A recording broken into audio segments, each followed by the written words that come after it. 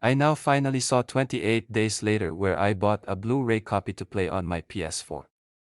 Yeah, I know I only seen 3 sequels of this horror zombie franchise when weeks later is my first 28 Later movie to watch without having seen the first one in my past. When my reaction to this first installment for the first time now, and I'll say I am definitely love it more. I mean, sure, it is considered a horror zombie cult classic of all time based on what the reviews said. The Bone Temple may be my favorite sequel, and now this movie to be my favorite horror zombie flick as a original.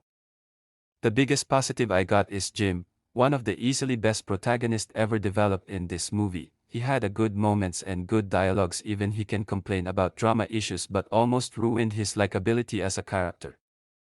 I kinda bad for him when he cried over his parents died in his home after waking up the hospital. And yet one of the Cillian Murphy's best performance ever. I do love him as actor, and I love his roles such as Scarecrow in the Dark Knight trilogy, J. Robert Oppenheimer in Oppenheimer, and now Thomas Shelby in Peaky Blinders. This guy is so awesome in Hollywood history. I do love Selena as a character. She had also no bad moments, and I like how she went being a badass when she being encountered by infecteds. I do love the romance between her and Jim. There are a lot of more characters development like Frank and his daughter Hannah, but I love Frank more because he is so funny character when he talks about green apple at the market and he said irradiated. His parts show how kindness Frank is, like he can greet Jim and his trusted survivors. This movie had a great directing, great writing and great cinematography.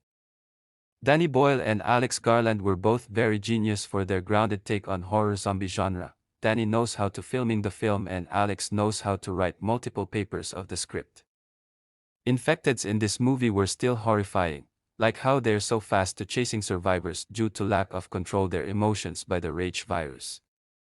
Danny is never shy away from shaking cam at the infecteds when they out of control their rage by chasing someone. The music is intense, but what's the best about music is the iconic theme itself is In the House in the Heartbeat, which the legendary track was born where Jim went beast mode to taking down the corrupt soldiers. That's one of the best final act I ever watch. All I have to say, 28 Days Later is a horror zombie masterpiece ever made, although the sequels are still good, but this movie is a truly masterpiece of horror genre from start to finish. So what, I'll give it a 10 out of 10. That's my review of 28 Days Later. Be sure to click my video a like. What's your thoughts on this movie if you're not ready to watch it yet? Hopefully wish have a great day and see you on later.